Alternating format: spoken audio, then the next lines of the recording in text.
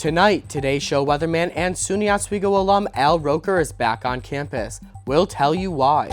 Today is Arbor Day, how members of the SUNY Oswego community are celebrating the holiday.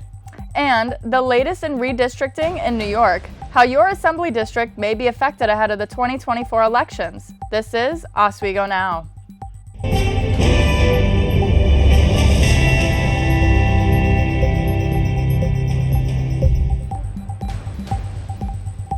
Good afternoon and welcome to Oswego Now. I'm Scott Brubaker. And I'm Sydney Selleck. The 2024 presidential race is increasingly coming into focus with the official launch of President Joe Biden's bid for re-election this week. While the race for president is getting plenty of attention, the state legislature made a move this week that received far less fanfare. Lawmakers finally signed off on a map that outlines state assembly districts. As Oswego Now's David Shulman tells us, it took nearly 3 years of debate to lock the maps for the 2024 into place. I remember filling out the 2020 census years ago. Well, now the effects of that survey will now be affecting the representation of New York State in the Assembly. I spoke with politics and government reporter Vaughn Golden to learn more about why the new Assembly maps matter for the residents of New York State. Assembly districts are the smallest ones for the state legislature. Up in Oswego, I believe they only encompass about an entire county. So as far as residents being represented in the state legislature, the assembly districts really are their most direct way to interact with a state lawmaker. Those lawmakers have a smaller geographical area to cover and a smaller population to cover. So it's their more direct approach to the state legislature. The process to pass the new district lines took many years for its creation and its approval by the state representatives. This all goes back to a slew of lawsuits that started in I believe February of last year. In 2014, the state constitution was amended. It went before a ballot measure before the voters of New York to change the way redistricting is done in the state after the 2010 cycle. So this was the first time going through this in 2020. A number of plaintiffs who were backed by Republicans challenged congressional and state Senate maps in court, and ultimately that lawsuit led to those maps being overturned. 2/3 of the new district map is 99% the same as it was before, according to a researcher from the CUNY Graduate Center for Urban Research. The new map will take effect for the 2024 primary, and those maps will stay in place until the next census in 2030. New York State lawmakers and Governor Kathy Hochul are agreeing to a, quote, conceptual state budget. Nearly a month after its official due date, the $229 billion budget includes changes to state bail laws, increases in direct aid to schools, and a boost to the minimum wage. Voting on budget-related bills is likely to begin in Albany early next week. More pets in New York are getting sick after eating marijuana products that have been dropped on the ground. Veterinarians at the Swarsman Medical Center in New York City say they have seen an alarming increase in these cases over the past few years. In 2021, there was a 30% increase. The same year, recreational marijuana was legalized in New York. This is part of a larger trend. The Pet Poison Hotline says they have seen a 448% increase in marijuana-related cases over the past 6 years. If your pet ate marijuana, professionals say take them to a vet. Today is Arbor Day, and members of the SUNY Oswego community celebrated by planting some roots of their own. Oswego Now's Zach Newsey joins us in the studio with more on the holiday and how today's celebration will continue to grow. Zach? Today is Arbor Day, a day where people all around the world are encouraged to plant trees. In the spirit of Arbor Day, Campus Program Coordinator Kelsey Jones of Sustainability Services held an Adopt a Tree event. There, Greek Life students planted their own trees in the Arboretum by Mackin Hall. Yeah, so we were out here today to celebrate Arbor Day, and we had 12 Greek organizations in collaboration with the Oswego Tree Stewards and us Sustainability to adopt a tree and maintenance that tree for 2 years. So when you adopt a tree, you commit to the maintenance of that tree for 2 years. Within that 2 years, it's 3 maintenance days per academic year, one in the summer, one in the fall semester, and one in the spring semester to celebrate Arbor Day. So I know the day is almost over, but if you're interested in planting your very own tree in the future, please reach out to Kelsey Jones at kelsey.jones@oswego.edu. Thanks, Zach. And he was out there looking at the trees today, but has that nice weather outside lasted into the afternoon? Let's take a look with Oswego Now meteorologist Evan Bedron. Evan? Unfortunately, no, the nice weather has moved out of our area. We have our next storm system on its way to our area. It's expected maybe about a couple minutes. We can expect some light drizzle into our area, but the bulk of the rain won't be happening for the next couple hours or so. So if you have any outdoor plans as you head into the nighttime hours, I would move those indoors because this rain will not be stopping anytime soon. I'll have that more coming up in my full forecast, but first, back to Scott and Sydney. Thank you, Evan. One of SUNY Oswego's most famous alums, Al Roker, was on campus earlier today. Most of us know him as the Today Show weatherman, but some students, including myself, got to know him as Professor Roker. Our Stephanie Genesi has more on how Roker is still connected to the campus. The famous TV host and personality Al Roker was on campus today and yesterday to help teach the class building an on-air career alongside Professor Michael Rickey. Roker has been working with the class through Zoom all semester. Students say they have learned a lot of valuable lessons from Professor Roker. The one thing I took away from this was practice, practice, practice. Al told us almost every week how he still practices before he goes on air. He still practices like just all the time. That's the only way that you're going to get better, and I think that's one of the best pieces of advice that I got from him in the class. He says this a lot about constantly improving. Even for him, he's been in the industry for so long, yet he's trying to find every way to get better. And I feel like even as a college student, you're always trying to get to that next level. Students also talked about how grateful they are for the experience. It was really a cool experience, you know. I mean, you don't really have that opportunity to have a professor that's also a really prestigious alumni and then also being on the Today Show every day. Early this morning, Roker was on campus to do a live hit for the Today Show with students in the crowd. But before he was live, he gave a little advice to the students. Really enjoy this. Take advantage of as much of it as you can. Well, whatever your major is, take as many courses that aren't in your major. They're just crazy, goofy, just different stuff, you know, because that will make you a better individual. Al Roker graduated SUNY Oswego in 1976 and has stayed connected with SUNY Oswego and the community ever since. I'm Stacey, Oswego Now. Al Roker was only in Oswego for 24 hours, but was able to make an impact on the campus. Speaking from experience, this was such an amazing opportunity to take this class. His name is still widely known on campus, especially with the student-run TV station named after him. Looking ahead to this summer, the annual Harbor Fest is coming back to Oswego. The fest recently released the music lineup with bands like New York Bee Gees and the Billionaires. Harbor Fest runs from July 27th to July 30th and features a wide variety of events from live concerts, a carnival, to fireworks. And the Harbor Fest is a nonprofit organization, which is why Dan Harrington, its new executive director, says they need volunteers and sponsors to keep the fest going.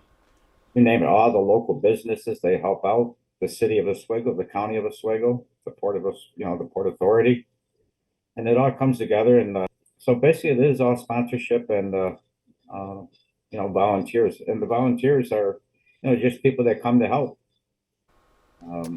Harbor Fest is free and will be held across Oswego with the main music venue at Brightbeck Park. For more information about the event, you can go to oswegonow.net. Coming up on Oswego Now, as Amazon lays off workers, net sales are growing for the company, and we have the numbers. But first, massive floods are hitting the state of Iowa with several counties in a disaster proclamation. We have that story, plus Evan will be back with a look at your local forecast right after this. Now here's the view outside of Oswego currently. We do have some clouds starting to roll into our area. We had a lot of sun this past week, but the clouds and rain will be making its return to our area as you go into the weekend. So any weekend plans, you may want to move those indoors or just cancel them overall because this rain will not be going anywhere. And right here, this is our rainmaker, and this will be dumping a good amount of rain in our area. But Sunday, even into next week, there's our better chances for a lot more rain. So any plans at all the way until next Thursday, just move those out of your calendar or even just move them indoors because those will not be happening anytime soon. As for the current temperatures, Oswego, we are at 63. Pulaski is also at 63. Most of the area is in the low 60s. Some areas may be in the upper 50s as the rain starts to fall. Cooling down those temperatures just a bit, we will have overnight lows in about the upper 40s, maybe even the mid 40s in some areas. If you are in the higher elevations, though, you may expect lows and even in the upper 30s to low 40s. And looking at our evening planner, we can see at 6 p.m., cloudy, 62 degrees. That's mainly when our drizzle will supposed to be starting. So anything rain-wise, I would rule out as for that time. And then 8 p.m. again, we will have some light rain. Temperatures start to dip down into the lower 60s. This rain will generally be light, though. Again, as this drizzle starts to move out of our area and the bulk of the system starts to move in, we can expect a lot more lighter rain showers into our area. And 10 p.m., this is when most of the downpours will start in the area. The temperatures will decrease all the way into the low 50s, maybe in the upper 40s if you're in some heavier downpours areas. And looking at our weekend planner, we can see on Saturday, again, that rain will be sticking around the area with a high of around 51 degrees. This wind will be generally southeast, 20 to 23 miles per hour. So if you're outside, anything that has a risk of being blown around, maybe you want to move those indoors or somewhere it will not be blown over. And Sunday, again, we can expect that rain to increase as you go into next weekend, again with the high near 61. Southeast wind about 15 to 20 miles per hour, so the wind will decrease, but not light at all. And as you look at our 5-day forecast, we can see all the way until Wednesday rain showers over and over again. Those temps will be rising around Sunday, but as you go through most of the week, we can expect those temperatures to start to level out in about the low 50s. And even to next weekend and next week overall, we can expect those rain showers to still be sticking around all the way until next Thursday. So any outdoor plans, you won't be seeing those anytime soon. But first, back to Scott for Beyond Oswego Now. Thank you, Evan. Now let's take a look at what's happening beyond Oswego Now. Record Midwest snowmelt is causing massive flooding downstream along the Mississippi River and across the upper Midwest. That includes Iowa. Take a look at this drone video taken yesterday in Davenport. 10 counties in Iowa are under a disaster proclamation for flooding, and flooding has already caused road closures across East Iowa. Nearly 30 river gauges are in major flood stage across the Midwest, with more potentially damaging flooding expected in the coming weeks. Drama with the U.S. debt ceiling is continuing. President Joe Biden and House Speaker Kevin McCarthy haven't come to terms on how to raise the financial ceiling. And unless that changes, some analysts say American living standards could be affected. John Lornick reports. The United States reached its $31.4 trillion spending limit on January 19th. And that's when the battle in the Beltway began. This power struggle between Democrats and Republicans, and frankly, between Republicans and Republicans, could lead to the first default in a major advanced economy since the Great Depression in World War II. House Speaker Kevin McCarthy's 320-page Limit, Save, and Grow Act, which passed through the House, raises the debt limit, but trims the budget. The polls are overwhelmingly showing that they want cuts in spending in order to raise the debt ceiling.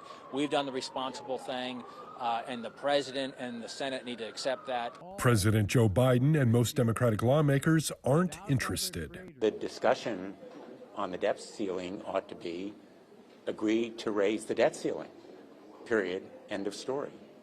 And tell us about when you want to schedule discussions on the budget. They ought to be separate. If an agreement on the debt ceiling isn't reached by summer, officials say treasuries could tank, interest rates spike, the dollar sinks, and global economies reel. The banking system, particularly small and medium-sized banks, still have a lot of losses on their books simply because interest rates went up a lot. Treasury Secretary Janet Yellen says the debt ceiling deadline could come as soon as June. I'm John Lawrence reporting. Economists at Goldman Sachs say 10% of the country's economic activity would come to a halt, and many jobs could be lost. The start of 2023 has been good for online retailer Amazon, but not as good for thousands of its workers. Amazon is laying off thousands of its workers as it ramps up cost-cutting measures. The layoffs come as the e-commerce giant reported a profit of $3.2 billion in its first quarter. That's a huge jump from the losses it took a year ago and far exceeded analysts' expectations. Coming up, we'll take a look at a few events happening in Oswego this weekend. Let's take a look at what's happening this weekend in the Oswego area. Mind, Body, and Spirit gift shop, Three Sisters Gifts, located over on West 2nd Street, is hosting multiple workshops this Saturday from 1 to 8 p.m. Lisa Pelkey, co-owner of Three Sisters Gifts, says they are excited to host the workshops and gave us a little insight to what each workshop entails. The first event is basically teaching life vitality enhancing exercises that balance the mind, body, and spirit. And then the second event that she's hosting that day is a kinesiology, pendulum, and flower essences seminar. And then the tea leaf reading at the end of the day. For tickets, there's a link on our website at oswegonow.net. Traditionally during Lent, many people give up eating meat, sugar, or other food and drinks. To celebrate the end of Lent, the Latino Student Union is hosting its annual barbecue this weekend at the Lakeside Commons from 11 a.m. to 4:30 p.m. The LSU invites the community to come celebrate the Brazilian Carnival with food, entertainment, and music. For information on how to get tickets, visit our website, oswegonow.net. For over 50 years, Judy Blume refused to adapt her books. Blume fans everywhere now can take a sigh of relief as the now 84-year-old author had a change of heart and decided to adapt one of her more popular novels. The classic teen read, Are You There, God? It's Me, Margaret, has hit the big screen today and is projected to gross between $7 and $9 million. It's being shown in over 3,000 theaters this weekend. Coming up in good news, tech students are washing away the competition with some squeaky clean sales. We'll tell you what they've been up to. And Alex Brooks joins us live from the Laker baseball field for the latest in sports. Alex? Thanks, guys. I'm here at Laker baseball field. We'll give you everything you need to know about the road to the SUNYAC playoffs, along with some national news with the NFL draft. All this and more on Oswego Now. Alex Brooks joins us from the Laker baseball field as SUNY Oswego baseball team takes on Oneonta. Alex? Thanks, guys. The road to the SUNYAC playoffs continue with the Oswego Lakers versus the Oneonta Red Dragons in this 3-game series. Coming into this series, the Lakers and the Red Dragons had an identical record at 8-4 in the conference. As you see right with the Lakers taking game 1 5-4, you look at the score right now, it's 2-1 in the top of the 5th inning for the Red Dragons. Tomorrow, the first pitch will be at 1 p.m. to round out this series. Let's go across the street to Laker Turf as the Oswego women's lacrosse team is ready to host their first SUNYAC home playoff game since the 2017 season tomorrow at 5 p.m. The Lakers ended their season with a 12-4 overall record and 7-3 in conference. Senior midfielders Sela Wiley and junior attack Isabella Lembo are top 2 in most of the team's categories, including goals and points. Oswego just played Oneonta last Saturday and won 16-13 and are looking to continue their historic season under head coach Britt Howard. It is NFL draft weekend, and for 3 New York teams, they definitely made an impact from round 1. Starting with the New York Jets, they added quarterback Aaron Rodgers this past week and added versatility on defense with Will McDonald IV with the 15th pick. The Giants added on defense as well with Deonte Banks with the 24th pick, trading up 1 spot for the Maryland product. And with Buffalo, they selected Dalton Kincaid, the tight end from Utah, pairing with Josh Allen, adding to a rising offense. Day 2 of the NFL draft continues tonight at 7 p.m. Well, let's move to a sport that Oswego is very fond of with some hockey, as the NHL playoffs continue to heat up. The New York Islanders were able to push the Carolina Hurricanes to a Game 6 matchup with a 3-2 win this past Tuesday. The Isles are looking to push this to a Game 7 and go back to the conference semifinals since the 2021 season. Both teams are looking to step up on both sides of the ice as they both have scored 14 goals on offense. Game 6 is set for tonight with puck drop at 7 p.m. Well, that's going to be it for Oswego Now Sports. I'm going to see if I can get a foul ball from one of these teams. I'll send it back to Sydney and Scott in the studio. Thank you, Alex. Good luck catching a foul ball out there. Now it's time for your good news of the week. SUNY Oswego Tech students are participating in a very clean project, soap. Students in the Tech Ed manufacturing course have been working all semester to create and sell soap. They can be bought in 3 different scents, including lemongrass, lavender, and orange eucalyptus. Students in the course say that this project was difficult at times, but very rewarding. It's been a fun process, but as Matt can attest, it was a pretty difficult start to get it going and the design, getting past the design process and into actually making it. We had to test a lot of different soaps. We had a lot of failures in the beginning, but we learned a lot from it, which was fun, but a pain in the butt. All the money from the soap is going right back to the students as they put in a lot of time, money, and effort into this project. And now for the cutest story of the night, Pet of the Week. Everyone meet Nova. She has a big personality that matches her big coat. She's friends to one and all and loves her brother from another mother.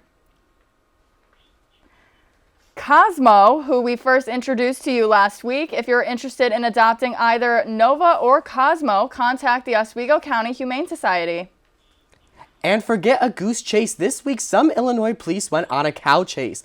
Officials say it was a senior prank gone wrong when a cow got away from students as they were trying to bring it to school. A farmer helped officers corral the cow, but as they took it to the Hooved Animals Humane Society. No one was hurt. However, those students are expected to appear in court. And that's all for Oswego Now Tonight and for the semester. I'm Scott Brubaker. And I'm Sydney Selleck. Have a great night.